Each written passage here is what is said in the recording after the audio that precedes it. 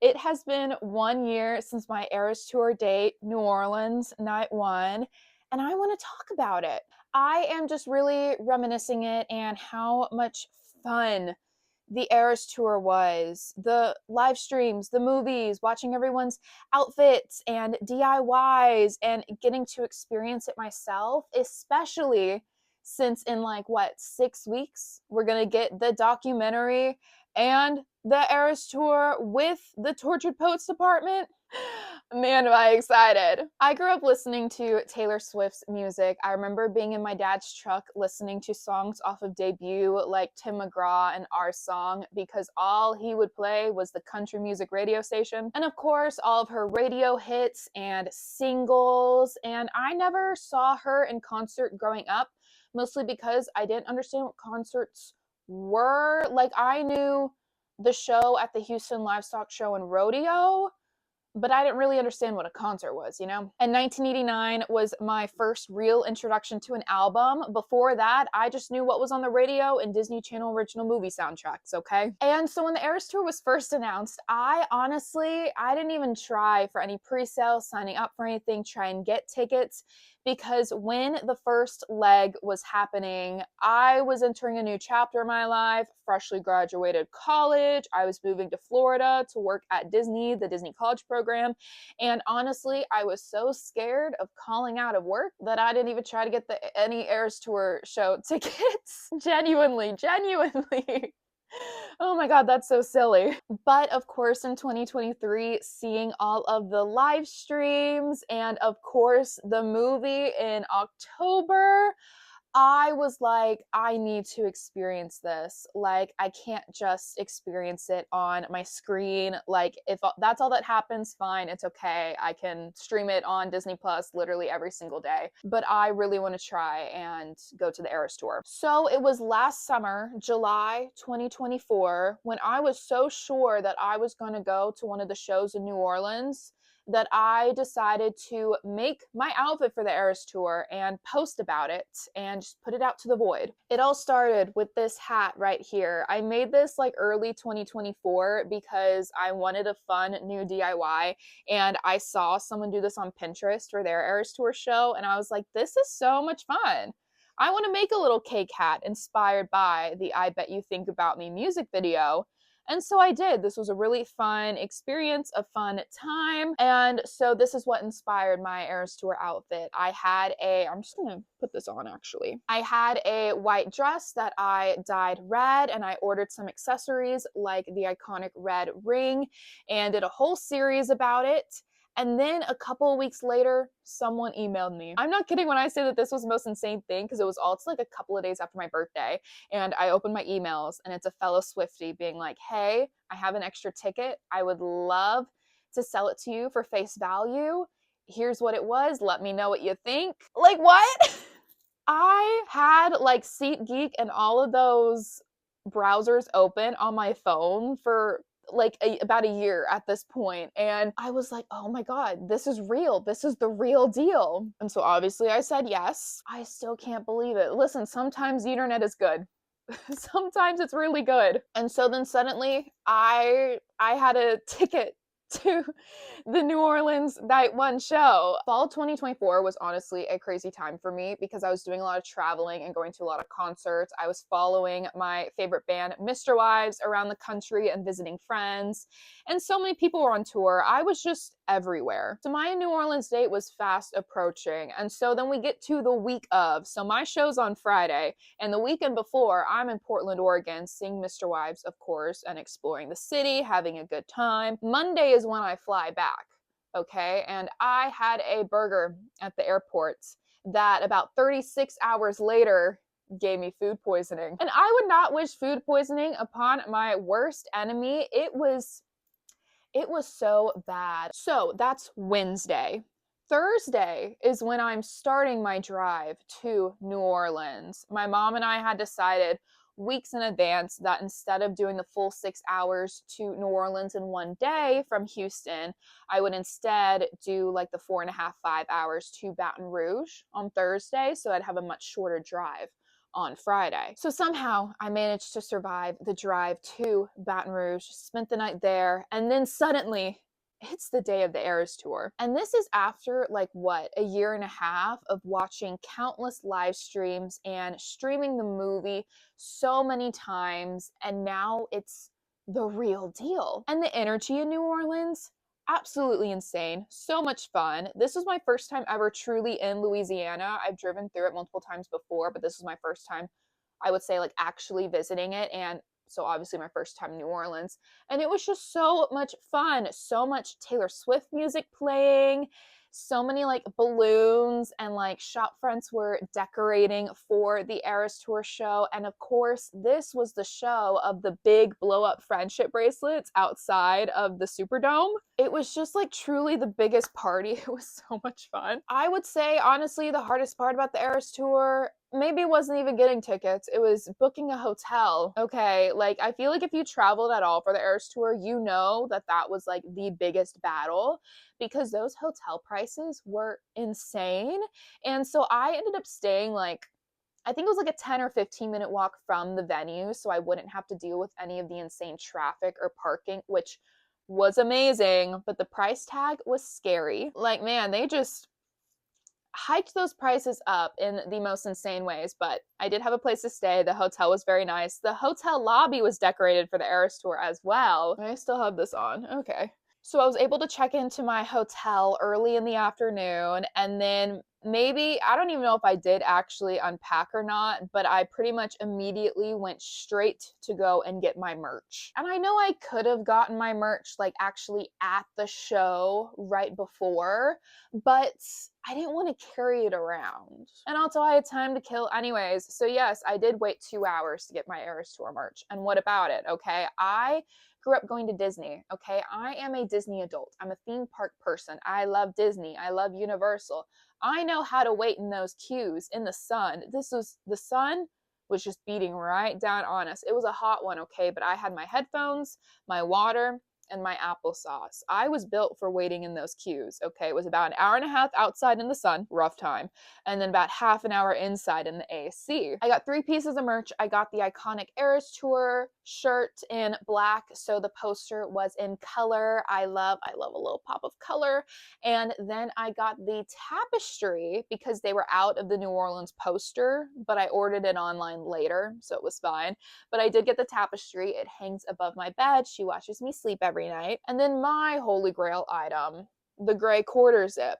What was so fun about the merch, even though it took forever, is that whenever someone would finish checking out, and if they learned information about something being sold out or restocked, whatever, they would pass it down the line when they were leaving. They'd be like, hey, sold out of water bottles. It was just so nice to have that information, especially if they weren't updating the little poster in the back with like what was available and what was not as frequently as they could, because obviously they're busy. So for most of the time when I was inside, the gray quarter zip was out of stock. And so I was like, okay, well, what do I want to get instead? Because I knew I wanted some sort of outerwear, like it was Fate, the Fate of Ophelia. When I was next up to get my merch, someone walked by with a box of gray quarter zips in a size medium and put them like right behind the lady who was checking me out, you know, when they were restocking. And he was like, size mediums only, gray quarter zip, size mediums only. And I was like,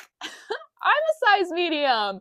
Give me one. And so I got it. And this is one of my favorite pieces ever. I've not worn it a lot recently because I live in Houston. It's 90 degrees out like 70% of the year, but it's starting to cool off. And 100% I will be wearing this in my room, on my couch, whatever, when I am watching all of the amazing Eras Tour stuff coming out in December. I can guarantee you that. So after I got my amazing merch, I made my way back to the hotel, took a shower because I was sweaty, and got ready. So one of the things I don't remember is me getting ready. I feel like it was just trying to keep an eye on time. Like I feel like I was a little rushed even though I didn't need to be. Like I had plenty of time. I just didn't know how long it would take to get into the venue.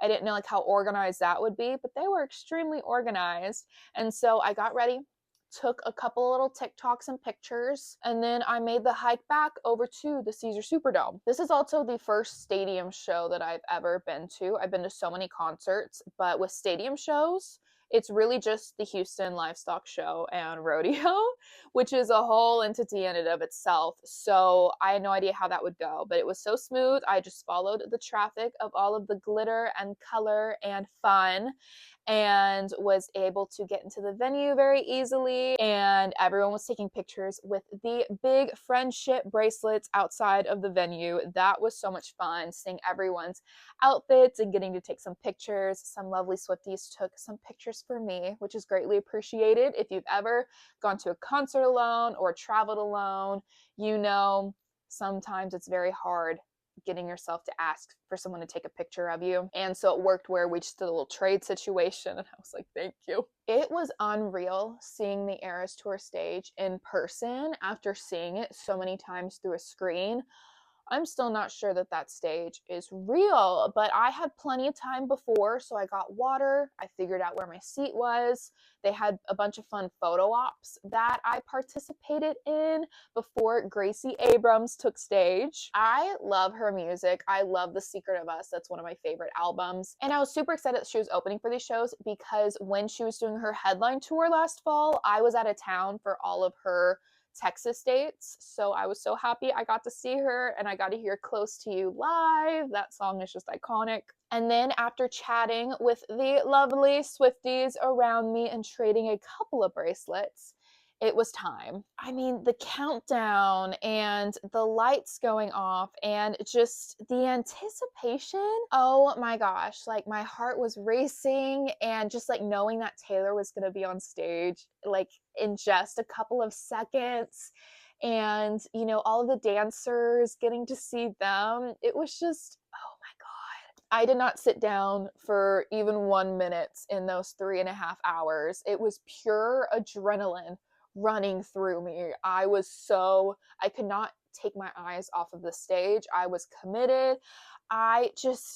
Wow. When it came to filming and taking pictures, I allowed myself one song per era, and really it was just recording like a 30-second snippet, except for my absolute favorite songs, and then taking a couple pictures here and there per era. I wanted to have a good mix of memories to take home with me and to show friends and family, but also some to just keep to myself. And I feel like I did a really good job balancing those, so I didn't feel like I needed to reach for my phone every couple of seconds. She has just meant so much to me for so long, and so getting to see her in concert, like she's real. She's a real person. I was in the same room as her, and you know, like 70,000 other people, but she was there too. Everything about it, all of the eras and the transitions. I think that was one of my favorite parts about seeing it in person, is that a lot of the transitions between each album I never saw until my show, because it was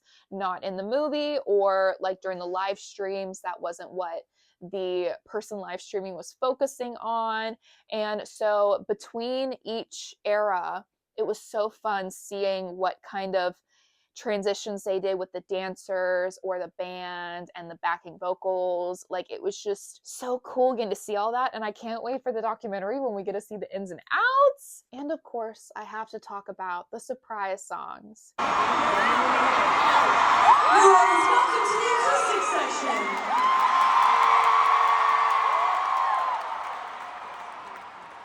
Got a brand new dress for you, didn't I?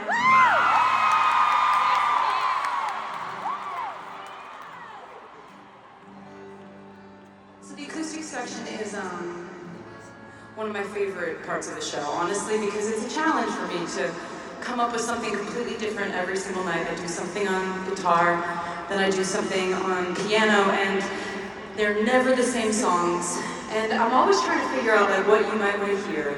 And I was thinking about how, you know, I've been touring in Louisiana since I was like 15 years old. Like, you guys have just been so incredibly supportive, and you know, I'm really proud of having come from country music. And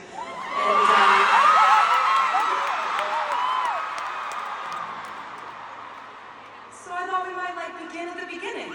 You know, this was like in the last 5 cities that she was going to, so mashups had been in the rotation for a while. And so on guitar, we got our song and Call It What You Want, which was so cool because I really wanted a debut song, and Call It What You Want is one of my favorite songs on Reputation. And then on piano, this was brutal. The Black Dog and Haunted, that mashup is absolutely insane. And the girl I was sitting next to, her favorite album is Speak Now, so she really spoke that into existence. I'm truly never going to forget that experience, and I'm so grateful that I landed upon that Girls For You page and was able to go and experience the Eras Tour. After the show, I stuck around for a little bit talking to the Swifties who sat next to me, and we took some pictures before it was the walk back to my hotel, and I drank a lot of water, took a shower, and slept. Those 3.5 hours of adrenaline of just standing and singing and dancing, it wore off as soon as I got back into my room. And then the next morning was so much fun. I packed up and then I walked over to, I believe it was Cafe Beignet. There's a couple of different beignet chains in New Orleans, but I believe that was the one that I was closest to and what I walked over for breakfast. At this point, the Brat diet had gotten me through. I survived. I did not get sick at all in New Orleans, and I got some beignets. I got a breakfast sandwich, and again, it was so fun seeing how New Orleans decorated for the Eras Tour. Some storefronts had balloons and friendship bracelets and just so many fun things. And then it was the drive back, which was full of a lot of crying and listening to Taylor Swift music. That entire weekend is just truly, I'm never going to take it for granted. And I am so thankful that I got to experience it at all. And I get to hold these memories. Seeing one of your favorite artists live is just the best experience ever. No matter like what your taste in music is, I feel like everyone remembers the first time seeing one of their favorite bands or artists live. It's life-changing, truly. I don't care what the size of the venue is. I don't care if it was a 500-person venue or, you know, 100,000-person venue. I mean, you're hearing the music live that has just had such an impact on your life, and you know, you're getting to experience that with other fans, and there is nothing like it. So I hope you guys enjoyed this video. It was so much fun reminiscing that crazy but fun week, and I'm so excited to relive it all in December. I'm gonna be so annoying. I don't even know if it's possible for me to be more annoying than I am now, but we're gonna find out. I don't want to take this hat off.